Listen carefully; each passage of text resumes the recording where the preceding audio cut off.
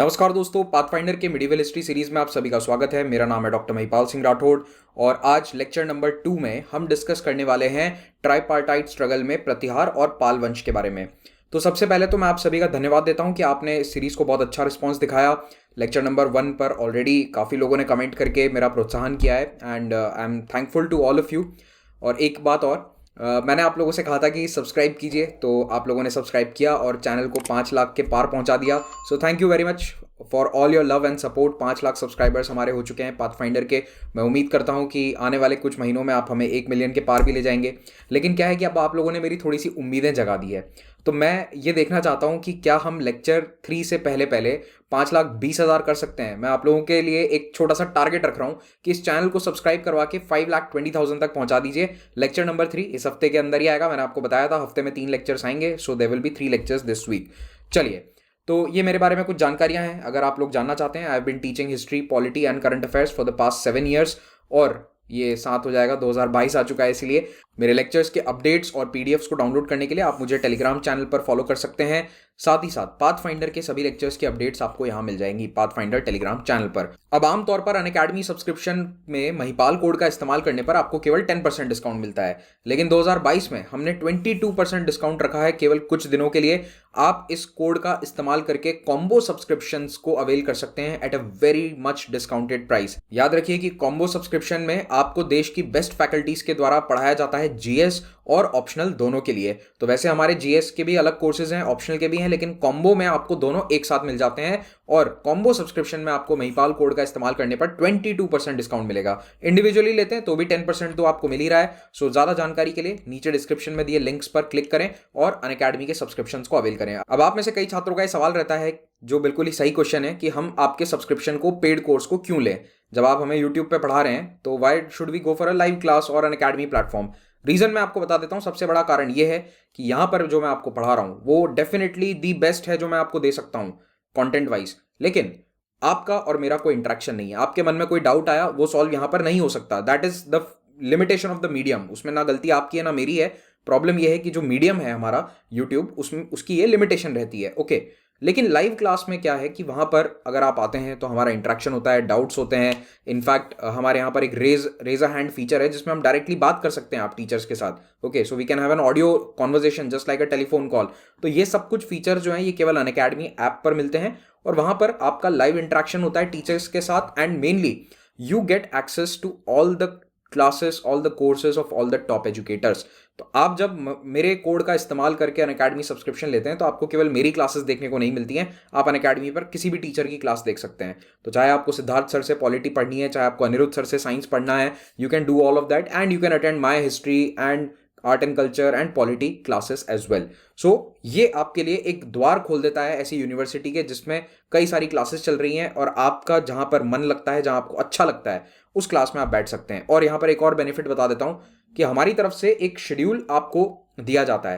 तो ऐसा नहीं है कि आप यूनिवर्सिटी के अंदर जाकर भटक जाएंगे। हमारी तरफ से आपको एक प्रॉपर शेड्यूल भी दिया जाता है, उस शेड्यूल के अनुसार भी आपकी क्लासेस होती हैं। That is called batch course. और हमारा अगला बैच शुरू हो रहा है 5 जनवरी से।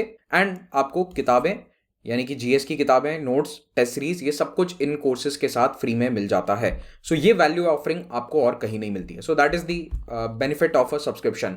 Now let us come to our topic. उत्तर भारत में 7th सेंचुरी में सबसे पावरफुल किंगडम था हर्षवर्धन का। राजा हर्षवर्धन की मृत्यु जब होती है तो उसके बाद उत्तर भारत में तो बिखराव हो गया और कुछ इसी प्रकार की स्थिति बंगाल में भी होती है। अब आप एक चीज नोटिस करिए, यहां पर जब हम नॉर्थ इंडिया कहते हैं तो मोस्टली ये जो इंडो गैंजेटिक प्लेन्स वाला एरिया है इसको हम कोर एरिया मानते हैं।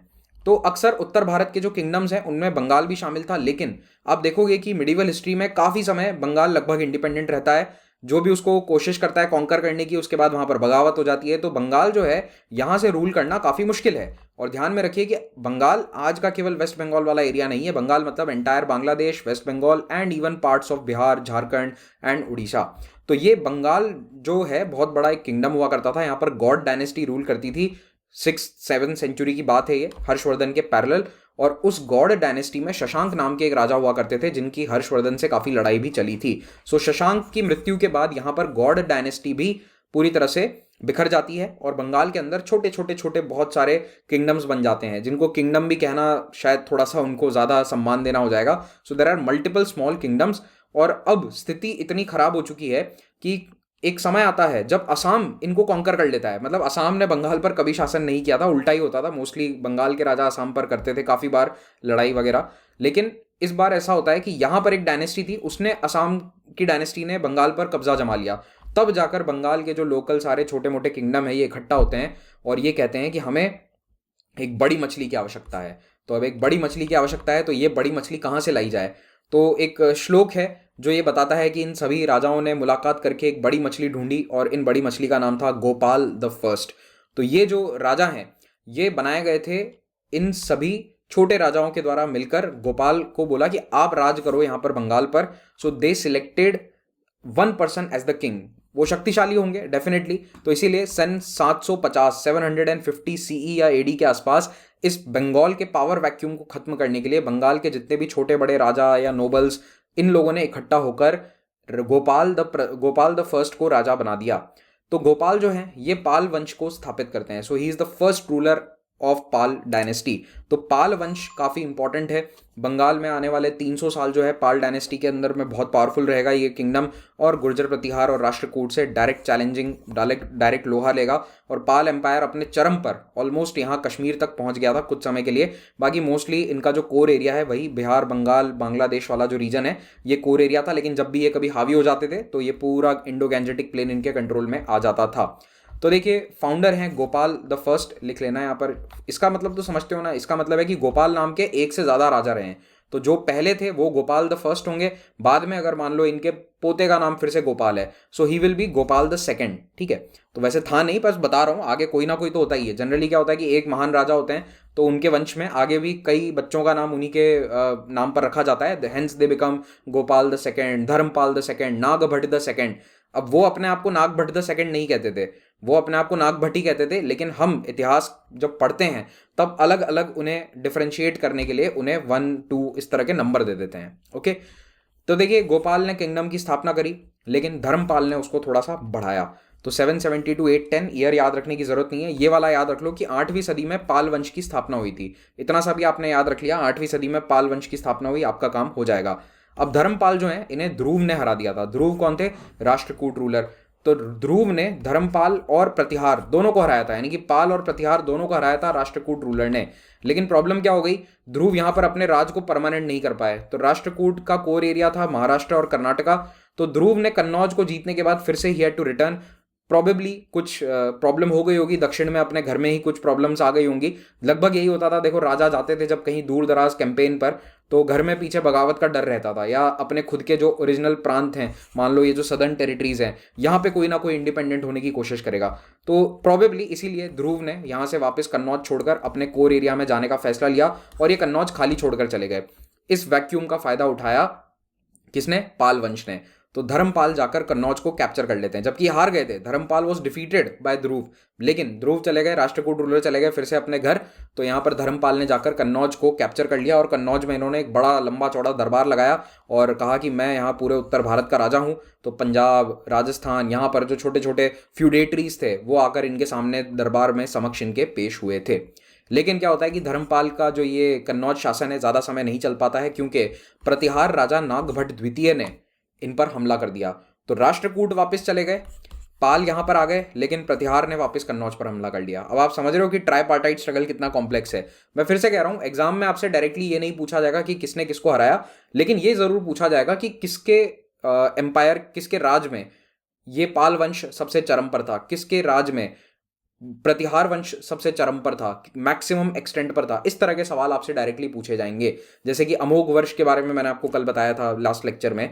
तो इस तरह के जो इंपॉर्टेंट राजा हैं जिनके बहुत बड़े बड़े अचीवमेंट्स हैं उनको आपको याद रखना जरूरी है। आपसे ईयर वाइज बैटल्स यूपीएससी नहीं पूछेगा, स्टेट पीसीएस पूछ सकते हैं, यूपीएससी नहीं पूछेगा। नागभट्ट द्वितीय ने धर्मपाल को हराया था बिहार का जो आज का मुंगेर क्षेत्र है उसके आसपास में। धर्मपाल के दो और इंपॉर्टेंट अचीवमेंट हैं जो आगे स्लाइड में लिखे हुए आ जाएंगे, लेकिन अभी यहां पर भी सुन लो। एक तो नालंदा यूनिवर्सिटी को इन्होंने काफ़ी बढ़ावा दिया। नालंदा के थोड़े से दिन खराब हो गए थे क्योंकि बड़े बड़े राजा नहीं थे जो उन्हें प्रोत्साहन दें। पैसा चाहिए, देखो यूनिवर्सिटी चलाने के लिए स्टेट सपोर्ट चाहिए, तो वो स्टेट सपोर्ट मिल नहीं रहा था। तो धर्मपाल ने नालंदा यूनिवर्सिटी को फिर से रिवाइव किया और विक्रमशिला यूनिवर्सिटी की स्थापना करी। तो ये आगे से लिखा हुआ आपको मिल जाएगा। धर्मपाल के बाद राजा बनते हैं देवपाल। देवपाल इस वंश के सबसे शक्तिशाली राजा हैं। 810 से 850 इनका शासनकाल है। 9th सेंचुरी का फर्स्ट हाफ भी याद रख लोगे, काम चल जाएगा। देवपाल के समय पाल डायनेस्टी आप देख रहे हैं ऑलमोस्ट पंजाब से लेकर यहाँ पर पूरे बंगाल बांग्लादेश वाले एरिया तक पहुंच चुकी थी। So this was the maximum extent of the Pala empire. तो देवपाल ने अपना एम्पायर असम तक कंटिन्यू किया था, असम तक बढ़ाया था। Pragjyotishpur which is present day Guwahati, उसका एक क्षेत्र है, तो वहां तक एम्पायर था। नेपाल के, आज के नेपाल के कई हिस्से जो हैं ये पाल एम्पायर में शामिल हो गए थे, खास करके जो तराई रीजन्स हैं।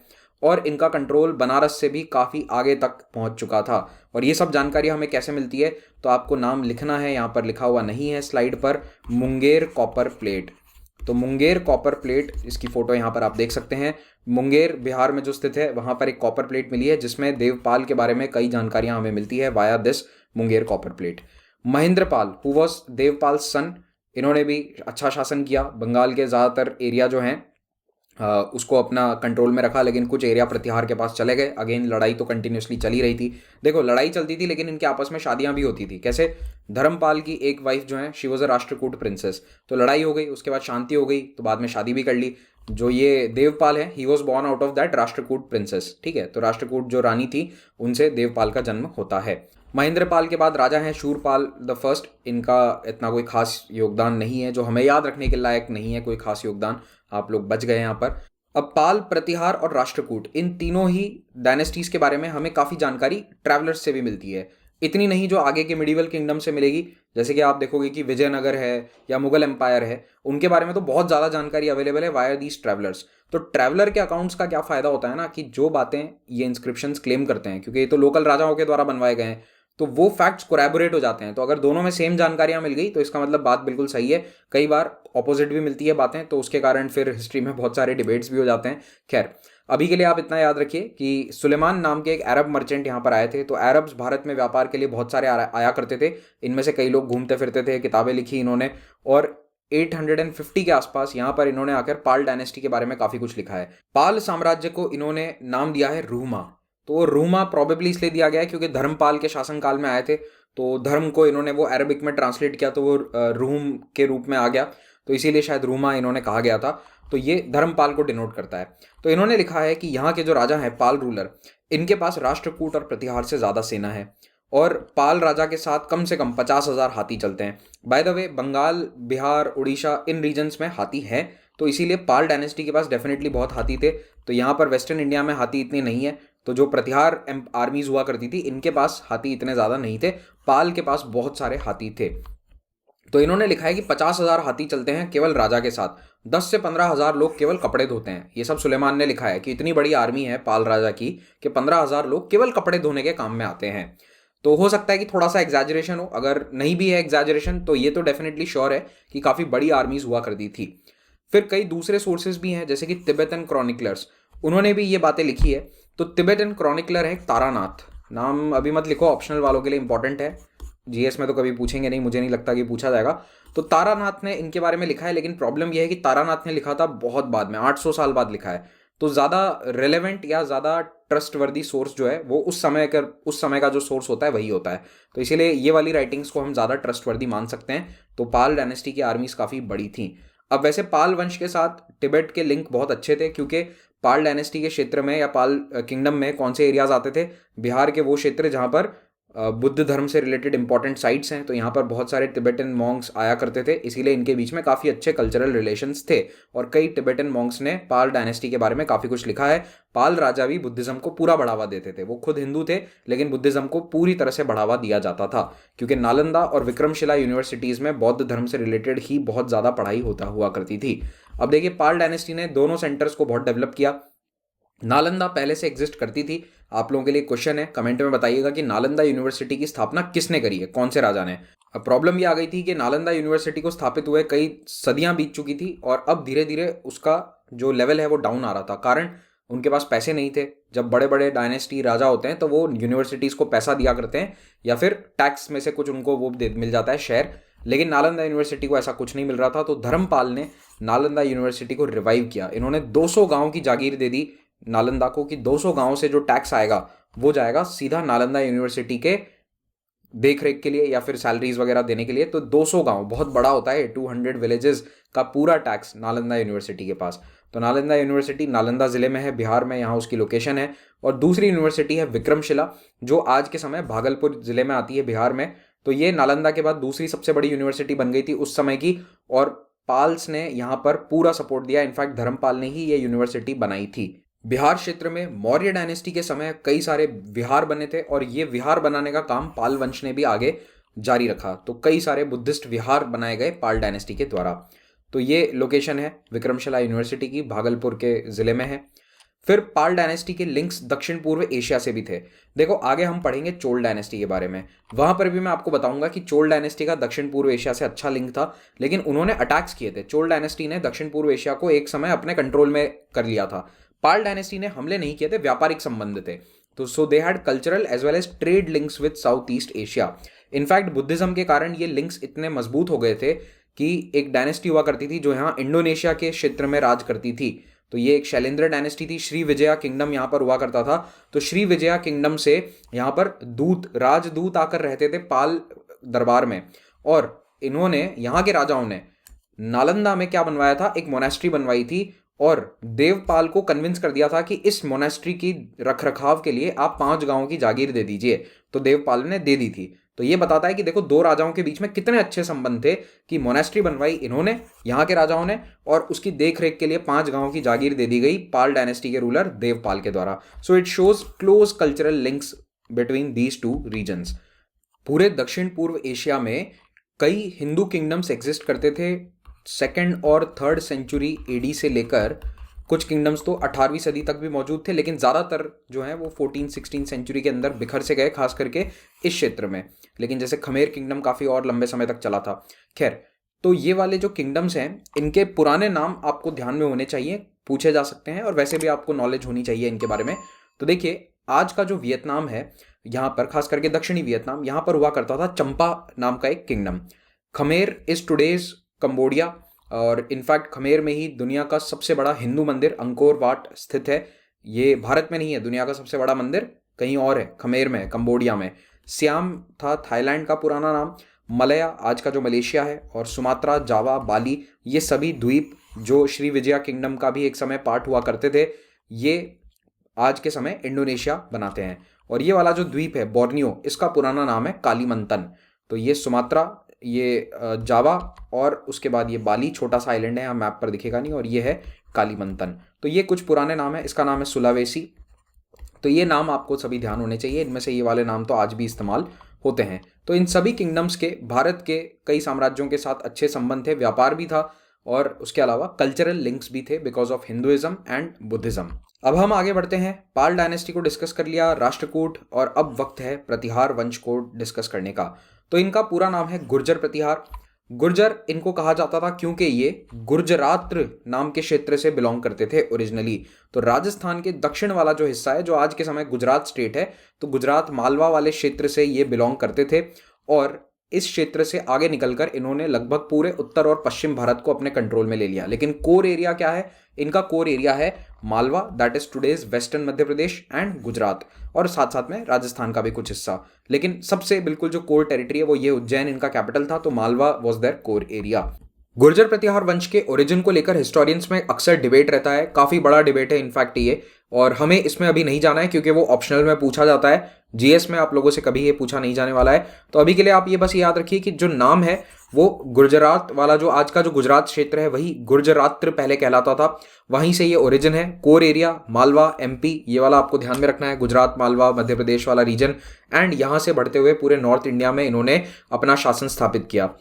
गुर्जर प्रतिहार वंश में कई पावरफुल राजा होते हैं, और इनमें से ज़्यादातर राजाओं ने भारत के वेस्टर्न बॉर्डर पर कई लड़ाइयाँ लड़ी with the Islamic armies of Sindh and beyond. तो देखिए, सन 712 में इस्लामिक आर्मीज ने कैप्चर कर लिया था सिंध को। कैसे किया उसकी कहानी आगे वाले लेक्चर्स में आपको बताऊंगा। अभी के लिए बस इतना याद रखो कि 712 ये वाला साल था जब सिंध में मोहम्मद बिन कासिम नाम के एक आर्मी जनरल ने इस टेरिटरी को इस्लामिक कैलिफेट में शामिल कर लिया था। उसके बाद यहाँ पर शासन आता है जुनैद का। So Mohammad bin Qasim was called back and then Junaid was sent here. तो अब Junaid who was one of the earliest rulers और गवर्नर्स ऑफ सिंध, और यहाँ पर गुर्जर प्रतिहार वंश के बीच में एक लड़ाई होती है। इसे कहा जाता है अक्सर बैटल ऑफ राजस्थान। तो सन 738 ईस्वी में यह लड़ाई होती है। बैटल ऑफ राजस्थान इसे क्यों कहते हैं? क्योंकि इस लड़ाई की अप्रोक्सीमेट लोकेशन जो आज का इंडिया पाकिस्तान बॉर्डर है, लगभग वही बॉर्डर था। और इस लड़ाई में प्रतिहार वंश, इन्होंने राष्ट्रकूट से भी संपर्क किया तो इनकी भी आर्मी आई थी, और मेवाड़ के बप्पा रावल, इन तीन का कंट्रीब्यूशन था। तीनों ने मिलकर लड़ा यहाँ पर सिंध की आर्मी से। काफ़ी बड़ी अरब आर्मी थी, it was almost 5 times the size, उसे इन्होंने हरा दिया। और इतनी बुरी हार थी ये अरब आर्मीज की कि अगले कई दशकों तक ये फिर से हमला करने की सोच भी नहीं पाते हैं। लेकिन कंटिन्यूसली हमले चलते रहते हैं। ये वाला जो बॉर्डर है इस पर गुर्जर प्रतिहार और आगे चलकर राजपूत किंगडम्स ने इस अटैक को काफ़ी हद तक रोके रखा। तो जहां सिंध 712 में ही इस्लामिक शासन के अधीन आ गया था, बाकी के उत्तर भारत पर इस्लामिक शासन आया 1194 के बाद। तो इसमें आप देख सकते हैं यहाँ पर लगभग 500 साल का ये टाइम पीरियड है। इस 500 में से लगभग 200 साल प्रतिहार वंश, और उसके बाद जो 300 साल थे उसमें इसी प्रतिहार वंश से टूटकर कई सारे जो राजपूत किंगडम्स बने थे, उन्होंने इस यहाँ पर वेस्टर्न फ्रंटियर को या नॉर्थ वेस्टर्न फ्रंटियर को बनाए रखा। जहां तक ट्राईपार्टाइट स्ट्रगल का सवाल है, मैं आपको पहले ही बता चुका हूं कि अल्टीमेटली इसमें प्रतिहार वंश की जीत हुई थी। लेकिन ऐसा नहीं है कि सारी लड़ाइयां प्रतिहार डायनेस्टी ने जीती। जैसे कि कुछ लड़ाइयों में राष्ट्रकूट रूलर्स ध्रुव और गोपाल द थर्ड ने प्रतिहार रूलर्स को हरा दिया था। इनफैक्ट इनके हाथ से मालवा का कंट्रोल भी चला गया था। लेकिन इस वंश में एक महान राजा होते हैं मिहिर भोज। तो Mihir Bhoj was one of the most powerful Pratihar kings, और इन्हें कहा जाता है इस डायनेस्टी का रियल फाउंडर। क्योंकि देखो, रियल फाउंडर का कॉन्सेप्ट ये है कि जो सच में एम्पायर की शक्तियों को बढ़ाता है उसे रियल फाउंडर कहते हैं। अब ये भी ध्यान रखिएगा कि मिहिर भोज भारत के इतिहास में कई राजाओं का नाम होगा आगे, मेनली बिकॉज ये वाले राजा इतने महान थे तो आगे इनका नाम कई लोगों ने, कई रूलर्स ने अपने टाइटल के रूप में भी रखा। तो 11वीं सेंचुरी में भी एक परमार राजा होते हैं, राजा भोज, उनसे इन्हें कंफ्यूज मत कीजिएगा। Okay, so this is Mihir Bhoj of the Pratihara dynasty. 836 से 885 लगभग 50 साल का इनका शासन है। इनके समय में एम्पायर को इन्होंने पूरा नए तरीके से फिर से बसाया, कन्नौज को कैप्चर किया, और लगभग 100 साल तक इसके बाद प्रतिहार डायनेस्टी के अधीन कन्नौज रहता है। कन्नौज का एक और नाम है कन्याकुब्ज, तो वो भी दोनों सेम है, कभी एग्जाम में आ जाए तो कंफ्यूज मत होना। उसके बाद मिहिर भोज ने कोशिश करी कि पूर्व की तरफ बढ़ा जाए, लेकिन पूर्व की तरफ देवपाल का शासन था। याद है ना, देवपाल अभी कुछ ही मिनट पहले हमने पढ़ा है। तो देवपाल ने इन्हें रोक दिया, तो ये ईस्ट की तरफ पाल डायनेस्टी को कॉन्कर नहीं कर पाते। फिर राष्ट्रकूट की तरफ, दक्षिण की तरफ बढ़ने की कोशिश करी, वहां पर नर्मदा पर जाकर रुक जाते हैं। लेकिन इन्होंने अपनी पुरानी मालवा और गुजरात टेरिटरी को तो फिर से अपने कंट्रोल में ले लिया, बट हाँ, नर्मदा नदी के दक्षिण में नहीं जा पाए। तो नर्मदा इनका दक्षिणी फ्रंटियर बन गया। तो कई इंस्क्रिप्शंस मिले हैं जो बताते हैं कि मिहिर भोज का शासन यहाँ पर उत्तर में सतलज नदी से लेकर दक्षिण में नर्मदा की नदी तक था। तो इनका एम्पायर काफी बड़ा था, साइज में आप देख सकते हो। प्रतिहार डायनेस्टी की कैवलरी बहुत अच्छी हुआ करती थी। कैवलरी यानी कि घुड़सवार सेना, और ये अपने घोड़ों को इंपोर्ट करते थे अरेबिया से। तो अरबी घोड़े आज भी बहुत अच्छी नस्ल के होते हैं। They were imported and used by the Pratihar kings. हालांकि इसके बारे में खुद अरब मर्चेंट्स ही ज्यादा बताते हैं। तो ये हिस्टोरियंस मानते हैं कि it is like self advertisement, कि दुनिया को जाके बता रहे हो कि देखो हमारे कस्टमर्स के घोड़े कितने अच्छे हैं। तो ये भी एक थोड़ा सा था, देखो सब करते हैं, सेल्फ एडवर्टाइजमेंट इज नेसेसरी। तो प्रतिहार जो हैं उनकी बेस्ट कैवलरी है, इसके बारे में कई अरब मर्चेंट्स ने जिक्र किया है। बट डेफिनेटली इनकी कैवलरी शायद पाल से बेटर रही होगी, क्योंकि तभी इनका एम्पायर थोड़ा ज़्यादा बड़ा था। मिहिर भोज ने अपना एम्पायर ईस्ट की तरफ थोड़ा सा एक्सपांड कर लिया after the death of Devpal. तो पूरा तो नहीं कॉन्कर किया पाल वंश को, लेकिन काफ़ी टेरिटरी इनकी अपने कंट्रोल में ले ली थी। अब मिहिर भोज जो है ये विष्णु भगवान के बहुत बड़े भक्त थे, और इन्होंने टाइटल अपना लिया आदि वराह। तो आदि वराह जो है ये by the way Gupta empire भी किनको वर्शिप करता था? वराह अवतार को, विष्णु भगवान के वराह अवतार को गुप्ता वंश के शासक भी बहुत वर्शिप करते थे, और यही ट्रेडिशन आगे कंटिन्यू किया मिहिर भोज ने। तो आदि वराह टाइटल इनके कई सिक्कों में मिलता है। अब जब हम आर्ट एंड कल्चर पढ़ेंगे तो मैं आपको सिक्कों के बारे में बताऊंगा, तब इस सिक्के के बारे में फिर से हम चर्चा करेंगे। चलिए, 885 में यानी कि 9वीं सेंचुरी के खत्म होने के समय मिहिर भोज की मृत्यु हो जाती है। उसके बाद इनके बेटे आते हैं महेंद्रपाल द फर्स्ट। तो ध्यान में रखना, ये बहुत सारे कॉमन नाम है, महेंद्रपाल पाल डायनेस्टी में भी हैं, उनसे कंफ्यूज मत कर जाना। महेंद्रपाल का शासन चला ठीक ठाक, पिताजी का एम्पायर इन्होंने संभाल लिया, मगध नॉर्दर्न बंगाल तक अपना एम्पायर आगे बढ़ाया। लेकिन कुछ टेरिटरी इनके हाथ से चली गई, जैसे कि पंजाब इनके हाथ से चला गया। तो पंजाब इनके हाथ से कश्मीर के राजाओं ने छीन लिया। मैंने आपको फर्स्ट लेक्चर में बताया था कि नॉर्थ इंडिया में क्या था कि जो जिस राजा के अधीन किंगडम पावरफुल है वो अपना टेरिटरी काफ़ी बढ़ा लेता है। तो इनके हाथ से, जैसे बेटे के हाथ से पंजाब चला गया, लेकिन फिर भी सेंट्रल इंडिया, नॉर्दर्न इंडिया काफ़ी हद तक इनके कंट्रोल में है। और उस समय के इंस्क्रिप्शंस हमें मिलते हैं, शिलालेख मिलते हैं काठियावाड़ गुजरात में, उसके अलावा ईस्ट पंजाब में और अवध में। तो इन 3 जगह से इंस्क्रिप्शन मिलने का मतलब है कि कम से कम इतना एम्पायर तो इनका था। अब बात करते हैं फॉरेन अकाउंट्स की। तो जैसा कि पाल वंश में था, यहाँ पर भी बहुत सारे फॉरेन ट्रैवलर्स आते हैं और प्रतिहार वंश के बारे में लिखते हैं। तो 1915-1916 में अल मसूदी ऑफ बगदाद ये आते हैं गुजरात, और ये लिखते हैं एक बड़े एम्पायर के बारे में जिसे ये कहते हैं अल जुज्र। तो वो जुज्र शब्द जो है वो गुज्र उस शब्द से ही निकला हुआ है। तो इसको प्रतिहार किंगडम के काफ़ी डिटेल्स इन्होंने दिए हमें। इन्होंने बताया कि 18 लाख गांव और शहर इस पूरे साम्राज्य में है, 2000 किलोमीटर लंबा, 2000 किलोमीटर चौड़ा, बिल्कुल सही डायमेंशन से अप्रोक्सीमेटली इतना ही था। और इनकी आर्मी में 4 डिवीजन है, जिसमें हर एक डिवीजन में 7 से 9 लाख आदमी है। अब ये थोड़ा सा इन्होंने ओवर द टॉप बता दिया, क्योंकि 28 लाख की आर्मी पॉसिबल नहीं होती है उस समय के आबादी के स्तर के हिसाब से। 28 लाख की आर्मी आज भी नहीं है भारत की, जब 140 करोड़ की आबादी है तब भी हमारी आर्मी 13 लाख है। तो मतलब ये थोड़ा सा शायद ज़्यादा इन्होंने बता दिया होगा, क्योंकि देखिए प्रैक्टिकली आर्मीज 1 या 1.5 लाख तक की हो पाती थी, उसके बाद उनको खाना पानी ये सब व्यवस्था करना बहुत मुश्किल हो जाता है। तो 1-1.5 लाख की आर्मी ही जनरली साइज हुआ करती थी, ये भी बड़ी आर्मीज। ओके, अल मसूदी ने प्रतिहार साम्राज्य की विभिन्न लड़ाइयों के बारे में भी हमें बताया, जैसे कि मुल्तान के राजा के साथ इनकी लड़ाई चल रही है, he is a Muslim ruler, ये भी बताया इन्होंने। तो मुल्तान सिंध वाले मुस्लिम राजाओं से इनकी लड़ाई, फिर दक्षिण में राष्ट्रकूट से इनकी लड़ाई, पूर्व में पाल राजाओं से लड़ाई। तो इन सभी लड़ाइयों के बारे में जिक्र किया है। लेकिन ध्यान में रखना कि ट्राईपार्टाइट, उस समय किसी को पता नहीं था कि हम ट्राईपार्टाइट स्ट्रगल में, क्योंकि ये तो 200 साल तक चला था, इतना इतिहास बोध किसी को नहीं होता है। जैसे कि अगर आप 1930 में किसी से पूछते कि देश में क्या चल रहा है, तो वो आपको थोड़े ना बताएगा कि राष्ट्रीय आंदोलन चल रहा है हमारा पिछले 80 सालों से। नहीं, ऐसा नहीं होता है। हिस्ट्री जब चल रही है तब आपको उसका पता नहीं चलता है, जब वो हो जाता है कुछ खत्म, उसके बाद हमें पता चलता है। तो यहाँ पर ट्राईपार्टाइट स्ट्रगल के हमें डेफिनेटली राइटिंग्स में एग्जाम्पल्स मिलते हैं। और एक बात और, ये भी बताया जाता है कि इनकी आर्मी में केवल 2000 हाथी थे। तो आपको याद होगा कि पाल डायनेस्टी की आर्मी में बहुत सारे हाथी थे। क्यों? क्योंकि वहाँ पर हाथी ज़्यादा मिलते हैं। गुजरात, मालवा, इस रीजन में हाथी ना के बराबर मिलते हैं, तो इसीलिए यहाँ पर कैवलरी यानी कि घुड़सवार सेना पर ज़्यादा जोर था। जहाँ तक बात है आर्ट एंड कल्चर की, तो देखिए Mahipal, who was the grandson of Mihir Bhoj, इनके दरबार में राजशेखर नाम के एक पोएट और ड्रामेटिस्ट थे। फिर प्रतिहार वंश के राजाओं ने बहुत सारे मंदिर बनवाए कन्नौज में, और इन्होंने एम्बेसीज भी भेजी। एम्बेसी का मतलब है कि अपने दूत को, राजदूत को भेजा बगदाद में खलीफा के पास। और ऐसा बताया जाता है कि इसी प्रतिहार वंश के समय में जो भारत की नॉलेज है रिगार्डिंग मैथमेटिक्स, ये पहुंचती है बगदाद। तो बगदाद एक सेंटर ऑफ लर्निंग बन गया था समटाइम अराउंड 9th-10th सेंचुरी। उसके बाद अगले 200 साल तक बगदाद में बहुत ज़बरदस्त लर्निंग होती थी। तो जो दुनिया में लर्निंग की पोजीशन एक समय तक्षशिला या नालंदा यूनिवर्सिटी की थी, वो 12th-13th सेंचुरी आते आते बगदाद बन चुका था दुनिया का लर्निंग सेंटर। उसके बाद वो खत्म हो गया। फिर उसके बाद आप देखते हैं कि इंडस्ट्रियल रेवोल्यूशन वगैरह जब आता है, रेनेसां आता है, तब यूरोप लर्निंग का सेंटर बन गया। उसके पहले यूरोप जो है वहाँ पर डार्क एजेस थी, कुछ नहीं था, कोई लर्निंग नॉलेज कुछ नहीं था। जो नॉलेज था वो भारत में था। उसके बाद वो भारत से ट्रांसफर होता है बगदाद में। 200-300 साल तक काफ़ी मैथमेटिक्स और एरिथमेटिक और कई तरह की चीज़ों पर विकास हुआ। लेकिन यही जो मेन कॉन्सेप्ट्स हैं मैथ्स के खास करके, वो भारत से ही वहाँ पर पहुँचे थे। उसके बाद ये अरब ट्रेडर्स जो हैं इस नॉलेज को यूरोप ले जाते हैं, और आगे यूरोपियंस ने इसको और धीरे धीरे डेवलप किया, फिजिक्स, फिर आगे केमिस्ट्री, और अब पिछले 300-400 सालों से यूरोप लर्निंग का सेंटर बना हुआ है। तो देखो ये समय का पहिया है, घूमता रहता है। हो सकता है कि आने वाले 300-400 सालों में साउथ अमेरिका लर्निंग सेंटर बन जाए, कुछ नहीं कह सकते। तो पहले किसी ज़माने में चाइना और इंडिया हुआ करते थे, तो ये सब चेंज होता रहता है। अब आ जाते हैं प्रतिहार वंश के डिक्लाइन पर। तो देखिए 915 और 18 के बीच में राष्ट्रकूट राजा इंद्र द थर्ड, याद है ना इनका नाम, पिछले लेक्चर में हमने सुना था। इंद्र द थर्ड ने कन्नौज पर हमला किया। कन्नौज अब 100 साल से प्रतिहार वंश की राजधानी है, लेकिन इस बार कन्नौज पर इन्होंने ज़बरदस्त हमला किया और ये कन्नौज को पूरी तरह डिस्ट्रॉय कर देते हैं। और प्रतिहार के हाथ से उनका कोर टेरिटरी गुजरात भी चला गया, ये भी राष्ट्रकूट ने इनके हाथ से ले लिया।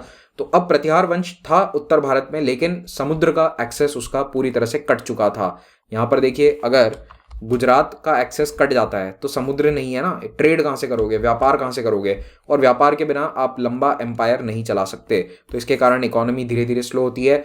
963 के आसपास Krishna the third, again Rashtrakuta ruler, फिर से ये उत्तर भारत पर हमला करते हैं, प्रतिहार को हराते हैं। तो अब ये लगातार 50 साल में 2-3 बड़ी बड़ी इनकी जो डिफीट्स हो जाती है, इससे ये हार जाते हैं और इनका एम्पायर अलग अलग हिस्सों में बिखर जाता है, और वो बिखराव आगे जन्म देता है राजपूत एज को। तो इन्हीं प्रतिहार वंश के जो अलग अलग वसाल्स थे, जो इनकी फ्यूडेटरीज थे, उन्होंने कई सारे राजपूत किंगडम्स को स्टार्ट किया, जैसे कि परमार, चंदेल, इन सब के बारे में, चौहान्स, इनके बारे में हम पढ़ेंगे नेक्स्ट लेक्चर में। तो ये राजपूत जो हैं वो सारे प्रतिहार वंश का ही ब्रेकडाउन एक तरह से आप देख सकते हैं। फिर आइए आर्म्ड फोर्सेस पे। तो देखिए तीनों ही अपनी आर्मी को अच्छे से मेंटेन करते थे, वेल ऑर्गेनाइज लार्ज आर्मीज थी, इन्फेंट्री, पैदल सेना, कैवलरी, घुड़सवार सेना और हाथियों वाली सेना भी इनके पास हुआ करती थी। पाल राजाओं के पास सबसे ज़्यादा एलिफेंट्स थे और घोड़े प्रतिहार और राष्ट्रकूट के द्वारा अरब मर्चेंट से इंपोर्ट किए जाते थे। अरेबिया में बेस्ट घोड़े मिलते हैं और सेंट्रल एशिया से भी घोड़े आते थे, बाय लैंड वो भी आते थे यहाँ पर। एक बहुत ही इंपॉर्टेंट बात है, वैदिक एज में भारत में रथ के बारे में हमें जानकारी मिलती है, चैरियट्स, इनके बारे में बहुत कुछ लिखा गया है, खास करके वेदों में। अभी मिडिवल इंडिया में रथ के बारे में कोई जिक्र नहीं है। इसका मतलब यह है कि war chariots were out of use, अब इनका इस्तेमाल युद्ध में नहीं किया जाता था। राष्ट्रकूट एम्पायर में बहुत सारे किले बने, इनफैक्ट प्रतिहार वंश में भी बनने शुरू हुए। जैसे कई भारत के फेमस किले, चित्तौड़गढ़ का आपने नाम सुना होगा। तो चित्तौड़गढ़ को इनिशियली, जो मतलब आज का नहीं स्ट्रक्चर बट कुछ स्ट्रक्चर जो है वो यहीं पर प्रतिहार वंश के समय बनना स्टार्ट हो गया था। धीरे धीरे उसको over a period of time कई राजाओं ने उस पर ऐड किया। बाद में मेवाड़ में वहाँ पर डायनेस्टी स्टार्ट हो गई थी, उन्होंने उसको बड़े स्तर पर बनाया। पर इस तरह के कई किलों का निर्माण उत्तर भारत में प्रतिहार और दक्षिण भारत में राष्ट्रकूट राजाओं ने किया। सैनिक धीरे धीरे हेरिडिटरी होते जा रहे थे। हेरिडिटरी का मतलब जो सैनिक है उसका बेटा आगे फिर से आर्मी ज्वाइन करेगा, उसका बेटा भी आर्मी ज्वाइन करेगा। तो ये हेरिडिटरी स्ट्रक्चर बहुत ज़्यादा बढ़ता जाता है हर फील्ड में, गवर्नमेंट और सेनाओं में भी। और ये पाल और राष्ट्रकूट तो नेवी भी रखते थे, प्रतिहार नहीं रखते थे क्योंकि उनका इतना बड़ा कोस्ट लाइन नहीं था। पाल और राष्ट्रकूट की कोस्ट लाइन अच्छी खासी बड़ी थी, तो ये अपनी नेवी रखा करते थे। जहाँ तक बात है एडमिनिस्ट्रेशन की, तो काफ़ी इंपॉर्टेंट है, यूपीएससी एडमिनिस्ट्रेशन से बहुत सवाल पूछता है। तो एम्पायर के कुछ हिस्से जो उनका कोर एरिया है वो डायरेक्टली राजाओं के द्वारा शासित किए जाते थे प्रतिहार में। बाकी के एरियाज पर ये वसाल्स का इस्तेमाल करते थे। वसाल कौन होता है? कुछ छोटे राजा हैं जो आपके अधीन हैं, ओवरऑल आपके साथ हैं, लेकिन डे टू डे एडमिनिस्ट्रेशन अपने एरिया का वो खुद चलाते हैं। तो ये एक तरह से आप कह सकते हो कि स्वाधीन है थोड़ा सा, बट जब भी युद्ध में ज़रूरत होगी तो वो आपके साथ आकर खड़े होंगे। तो ये वसाल चीफ्स कह सकते हो आप इन्हें। इनके पास काफ़ी हद तक ऑटोनॉमी या स्वायत्तता है इनके आंतरिक मामलों में। लेकिन इन छोटे राजाओं को क्या देना पड़ता है? एक सालाना पैसा, ट्रिब्यूट जिसे कहा जाता है। तो ये सेंट्रल किंग जो प्रतिहार राजा हैं उनके पास एक फिक्स पैसा जाएगा और जब भी जरूरत पड़ी तो एक फिक्स अमाउंट ऑफ सेनाएं उनके पास भेजी जाएंगी। कुछ इसी प्रकार के सिस्टम्स, इसी के कुछ मॉडिफाइड वर्जन्स आप आगे देखेंगे। जैसे कि मुगल एम्पायर में मनसबदारी सिस्टम आएगा, तो वो मनसबदारी सिस्टम भी थोड़ा सा सिमिलर है, एग्जैक्टली सेम नहीं है, कुछ डिफरेंसेस हैं, तब हम पढ़ेंगे। बट देख रहे हैं आप कि एक सिस्टम चालू हो रहा है अभी जो एक तरह से फ्यूडलिज्म की शुरुआत है। तो ये फ्यूडल सिस्टम किस तरह से स्टार्ट होता है? इसी तरह से स्टार्ट होता है। तो ये वसाल चीफ जो हैं, जब भी उनको बुलावा आता था दरबार में आना पड़ेगा इन राजाओं को, और कभी कभी ये बगावत भी कर देते थे। खास करके जब सेंटर में कमजोर राजा है तो कमजोर राजा के खिलाफ लगभग जो भी बड़ा ये राजा होता था, थोड़ा सा मतलब छोटे राजाओं में बड़ा राजा, वो बगावत कर देता था। तो इस प्रकार से मालवा में परमार, बुंदेलखंड में चंदेल, इन्होंने कई बार बगावत करी, बाद में अपने खुद के किंगडम्स भी एस्टैब्लिश कर लिए।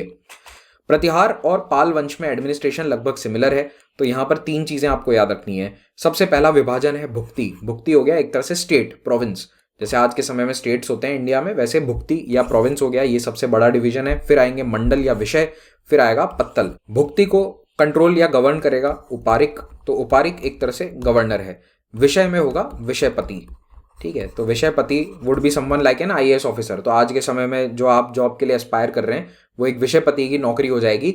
और पत्तल जो है ये एक गांव का यूनिट है, कम गांव का यूनिट है। तो याद रखिएगा उपारिक, उपारिक इज द गवर्नर। उपारिक का काम क्या है? एक तो जमीन का रेवेन्यू इकट्ठा करना, लॉ एंड ऑर्डर मेंटेन रखना आर्मी की मदद से। फिर डिस्ट्रिक्ट हेड विषयपति, सेम काम है जो उपारिक स्टेट लेवल पर कर रहा है वो यहाँ पर डिस्ट्रिक्ट लेवल पर कर रहा है। गांवों की अलग प्रशासनिक व्यवस्था थी। हर गांव में एक मुखिया, विलेज हेडमैन और एक अकाउंटेंट जो रेवेन्यू का हिसाब रखेगा, ये होते थे। अब ये पद भी हेरिडिटरी हो चुके हैं, यानी कि हेडमैन, मुखिया का बेटा ही मुखिया बनेगा और अकाउंटेंट का बेटा ही अकाउंटेंट बनेगा। इनको पैसा कैसा मिलता था? इनको सरकार तनख्वाह नहीं देती थी। अब ये एक सिस्टम चेंज हो रहा है। मौर्यन एडमिनिस्ट्रेशन या पुराने एंशिएंट इंडिया के जो किंगडम्स हैं वहां पर हम देखते हैं कि सैलरीज दी जाती थी और इसीलिए इनको चेंज भी कर दिया जाता था और ये पद हेरिडिटरी नहीं थे।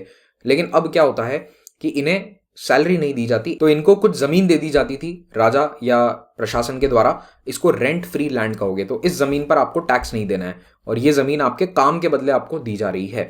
अब ये जो विलेज मुखिया हैं ये अपना काम करते थे बड़े बुजुर्गों की मदद से, तो इसे ग्राम महाजन या ग्राम महतर कहा जाता था। ये वो लोग हैं जो गांव में बड़े हैं, बुजुर्ग हैं, इनकी मदद से सारा एडमिनिस्ट्रेशन संभाला जाता था। प्रतिहार वंश के समय में सामंत व्यवस्था या फ्यूडल सिस्टम धीरे धीरे जन्म लेना शुरू करता है। कई सारे छोटे चीफटेन्स यानी कि छोटे क्षेत्र को कंट्रोल करने वाले लोग, ये सामंत या भोगपति कहलाते थे, ये धीरे धीरे अपना एरिया बढ़ाते गए। जो 2 गांवों पे कंट्रोल रखता था वो धीरे धीरे 10 गांवों पे कंट्रोल बढ़ाने लगा। और ये विषयपति जो डिस्ट्रिक्ट का हेड है और ये छोटे छोटे चीफ्स, ये एक ही हो गए, मर्ज हो जाता है एक तरह से ऑफिस, और इनके लिए बाद में सामंत शब्द का इस्तेमाल किया गया है। तो इन्हें पैसा दिया जाता नहीं था सैलरी के रूप में, इन्हें दी जाती थी जमीन। तो रेंट फ्री लैंड इन्हें दे दिया जाता था, जिस पर इनको राजा को कोई भी टैक्स अदा नहीं करना है। अब प्रॉब्लम ये हो रही थी इससे कि इन ऑफिशियल्स को बदला नहीं जा सकता, ट्रांसफर नहीं किया जा सकता, हटाया नहीं जा सकता। तो जिन पदों पर पहले सरकार अपॉइंटमेंट करती थी वो पद अब धीरे धीरे हेरिडिटरी होते जा रहे हैं, और जो परिवार इन पर काबिज है वही परिवार आगे इन पर काबिज रहेगा। तो ये सिस्टम यहाँ से चालू होता है। जहाँ तक बात है ट्रेड एंड कॉमर्स की, तो 7वीं से 10वीं शताब्दी के बीच में भारत में व्यापार काफ़ी कम हो गया था। Compare to ancient India trade and commerce काफ़ी कम है। उसका कारण क्या है? लॉन्ग डिस्टेंस ट्रेड इतना सक्सेसफुल नहीं था, बहुत सारी लड़ाइयाँ चल रही थी, तो लंबे डिस्टेंसेस पर यात्रा नहीं करी जा सकती, क्योंकि एक तो बहुत सारे किंगडम्स हैं, ऐसा नहीं कि एक ही राजा एक ही राज्य है जहाँ तक जाना है जाइए। तो लोकल किंगडम्स बहुत सारे बढ़ गए थे और सभी की लोकलिज्म की पॉलिसी थी। हर कोई अपने ही क्षेत्र में व्यापार को बढ़ावा देना चाहता था, दूसरे देशों में या दूसरे राज्यों में व्यापार को बढ़ावा नहीं दे रहे थे।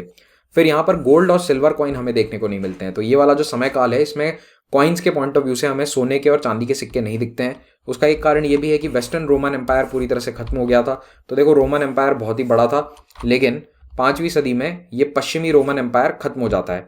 ठीक है, उसके बाद आता है बिजेंटीन एम्पायर, जिसको ईस्टर्न रोमन भी कहते हैं। इसका हेडक्वार्टर यहाँ पर था बाइजेंटियम में या कॉन्स्टेंटिनोपल में। तो ये जो ओरिजिनल रोमन एम्पायर था ये खत्म सा हो चुका है 5th सेंचुरी। तो यहाँ से जो व्यापार होता था ये पूरा बंद हो गया, और बाइजेंटियम के साथ हमारा व्यापार, भारत देश के लोगों का व्यापार शुरू हो जाता है। और साथ में यहाँ ससानिद एम्पायर था पर्शिया में, आज के ईरान में, यहाँ से भी व्यापार शुरू होता है। तो लेकिन जो वेस्टर्न रोमन के साथ जो ट्रेड था वो ज़्यादा होता था, ऑफ कोर्स क्वांटिटी में। बाइजेंटियम के साथ अब धीरे धीरे स्थापित हुआ, लेकिन फिर भी भारत के कई एरियाज में अभी भी व्यापार हो रहा था, खास करके बंगाल, मालवा, गुजरात और दक्षिण भारत। तो इन्हें गोल्ड मिल रहा था व्यापार के बदले में, और गोल्ड ये अब दूसरे एरियाज से भी ट्रेड करके ला रहे थे। तो दक्षिण पूर्व एशिया में भी गोल्ड था, वहाँ से भी गोल्ड हमें मिल रहा था। इनफैक्ट दक्षिण पूर्व एशिया को सुवर्ण भूमि कहा जाने लगा था। आज भी अगर आप थाईलैंड के बैंकॉक एयरपोर्ट का नाम देखेंगे तो उसका नाम सुवर्ण भूमि इंटरनेशनल एयरपोर्ट है। सुवर्ण भूमि का मतलब यही होता है गोल्डन लैंड, जहाँ पर बहुत सारा सोना है। चाइना और दक्षिण पूर्वी एशिया के साथ व्यापार काफ़ी बढ़ जाता है। इनफैक्ट दक्षिण पूर्वी एशिया के साथ व्यापार और वहाँ के लोगों के बारे में हरिसेन ने भी लिखा है। हरिसेन कौन है? समुद्रगुप्त के समय के कोर्ट पोएट हैं। तो हरिसेन ने अपनी बृहद कथा कोश में लिखा है दक्षिण पूर्व एशिया के लोगों और उनकी भाषाओं के बारे में। मध्यकालीन भारत में एक और इम्पॉर्टेंट और इंटरेस्टिंग डेवलपमेंट होता है कि कई धर्मशास्त्र अब लिखते हैं कि भारत के लोग समुद्र को क्रॉस करके आगे ना जाएं। तो वो ऐसी ज़मीन पे ना जाएं जहां मुंज घास नहीं उगती। मुंज घास अक्सर नदियों के किनारे, तालाबों के किनारे आपको देखने को मिलेगी, या फिर जहां पर ब्लैक गजेल यानी कि काला रंग का हिरण नहीं दिखता हो। तो उत्तरी भारत में, सेंट्रल इंडिया में आपको कई जगह ये हिरण देखने को मिलते हैं, ब्लैक बक्स। ठीक है, तो ये जहां नहीं दिखते हो वहां आपको नहीं जाना है। तो बेसिकली आपको भारत के बाहर नहीं जाना है। लेकिन इसके बावजूद ट्रेडर्स तो जाते ही थे, फॉरेन ट्रेड था। अब इस बैन के पीछे क्या रीज़न बताए जाते हैं, तो इसको लेकर हिस्टोरियंस ने कई थियोरीज सामने रखी हैं। सबसे प्रोमिनेंट थियोरी यही है कि ये ट्रैवल बैन मेनली ब्राह्मण्स के लिए था, व्यापारियों के लिए नहीं था। जो व्यापार करता था उसके लिए इस तरह का बैन नहीं था, क्योंकि व्यापारी भारत के जाते थे, अरब वगैरह एरियाज में ट्रेड करते थे। लेकिन जो ब्राह्मण्स हैं वो ट्रेड करने के लिए या किसी भी कार्य से बाहर नहीं जा सकते। उसका कारण यही बताया जाता था कि देखिए, जो धार्मिक नॉलेज है वो ब्राह्मण्स के माध्यम से आगे बढ़ती थी, और अगर ब्राह्मण दूसरे एरिया में जाकर वहाँ की धार्मिक ट्रेडिशंस को अपना लें तो फिर ये नुकसान हो जाएगा। तो प्रोबेबली इसके कारण बुद्धिज़्म और इस्लाम वाले क्षेत्रों में ब्राह्मण ना जाएं, तो ये शायद रूल इसीलिए लाया गया था। अब ये मोस्टली वैसे ऑप्शनल का पॉइंट है, आप लोगों से जीएस में नहीं पूछेंगे, बट है इंटरेस्टिंग, इसलिए मैंने आपको बता दिया। भारत के जितने भी मर्चेंट्स हैं वो अभी भी गिल्ड बनाते हैं। गिल्ड का क्या मतलब है? एक संगठन सा है उनका, और उस संगठन के माध्यम से ट्रेड होता है, व्यापार होता है। 2 फेमस गिल्ड जो एग्जाम में डायरेक्टली पूछी जाती है, उनके नाम आपको पता होने चाहिए। एक है मणिग्रमण और दूसरी है नाना देसी। तो ये दोनों ही मेनली दक्षिण भारत में ज़्यादा एक्टिव थी, खास करके कर्नाटका और तमिलनाडु वाले रीजन में। तो मणिग्रमण और नाना देसी मध्यकालीन भारत की इंपॉर्टेंट, अर्ली मिडिवल इंडिया की इंपॉर्टेंट ट्रेड गिल्ड्स हैं। गिल्ड का मतलब क्या होता है, एक बार आप प्लीज़ डिक्शनरी खोल के ज़रूर देखिएगा। बेसिकली एक संगठन है और इस संगठन के अंदर लोग मिलकर व्यापार करते हैं।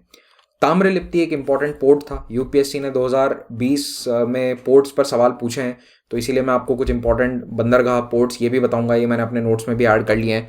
तो ताम्रलिप्ति की करंट लोकेशन क्या है? आज के समय ईस्ट मिदनापुर में तामलुक नाम की जो जगह है यहाँ पश्चिम बंगाल में, कोलकाता से थोड़ा दक्षिण में, ये ताम्रलिप्ति पोर्ट की लोकेशन थी।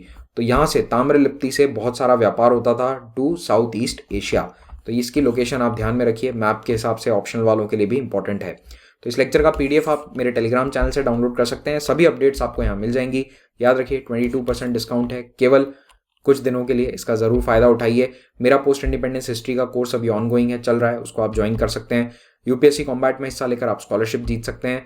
और ये जितने भी कोर्सेज जिनके बारे में मैंने आज आपको बताया, they are all available for EMI। हमारी फ्री टेस्ट सीरीज़ है, उसका फ़ायदा ज़रूर उठाइए। कहीं पर भी अनलॉक कोड मांगा जाता है, you can use the code Mahipal. ये हमारे टॉपर्स हैं यूपीएससी के from the previous years. Thank you very much, have a great day.